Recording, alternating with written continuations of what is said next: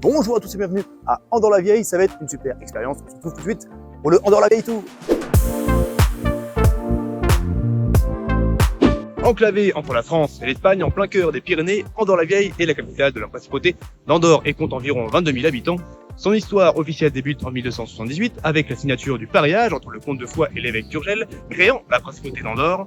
Située à 1023 mètres d'altitude, c'est la capitale nationale la plus élevée d'Europe. Construite à la fin du XVIe siècle, voici la Casa de Laval, siège historique du Parlement andorran. À la base, elle était un manoir appartenant à la famille Bousquet, mais elle fut rachetée en 1702 par le Conseil de la Terre, ancienne appellation du Parlement andorran, qui y installa son siège jusqu'en 2011.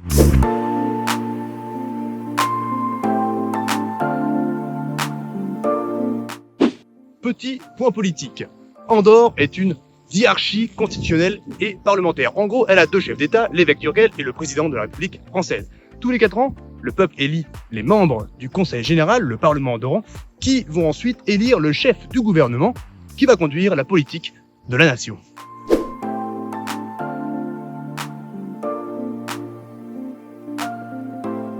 À ne pas s'y méprendre, dans 20-30 ans, de l'eau, il y en aura encore à Andorre. En effet, elle bénéficie d'une faille de grande dimension, d'où jaillit de l'eau ruisselant des montagnes.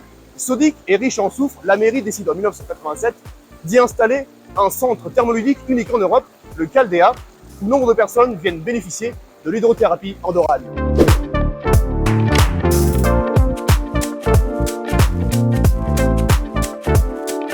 Classée bien d'intérêt culturel par la principauté d'Andorre, voici l'église Saint-Estive, érigée au XIIe siècle sous un style roman.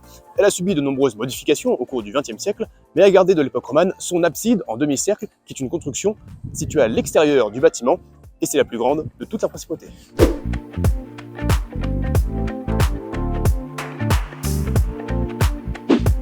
De tradition agro-pastorale montagnarde, la gastronomie andorrane est surtout composée de porc, d'où sa fameuse charcuterie ibérique.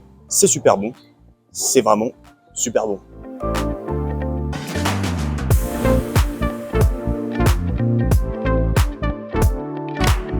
N'avez-vous jamais entendu parler des tamaros? Selon la légende, ils seraient 7 et viennent d'un autre monde pour protéger Andorre. Nous sommes devant Andy, qui protège la nature à Andorre-la-Vieille. C'est l'heure de parler d'art. Voici la sculpture La noblesse du temps de Salvador Dali. Elle a été donnée à la principauté d'Andorre en 1999, constituée de bronze et haute de 4,90 m. Inauguré en 2006, voici le pont de Paris avec un style contemporain avant-gardiste. Il est surnommé malignement par les locaux le pont aux deux boules.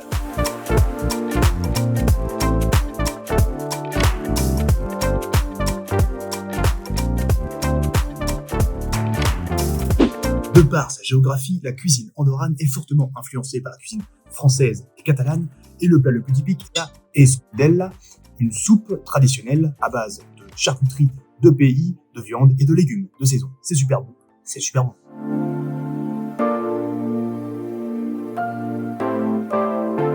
Petit point éco, Andorre a comme monnaie l'euro mais ne fait pas partie de l'Union européenne. Son économie repose principalement sur le tourisme, le commerce et les services financiers.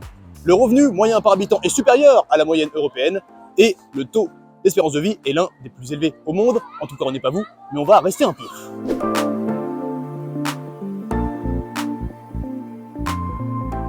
Le Andorre-la-Vieille Tour, c'est déjà terminé. Un grand merci à Tony, juste derrière la caméra, on le remercie. Quant à nous, on se retrouve très bientôt pour un nouveau tour en Europe et au-delà. Allez, la bise!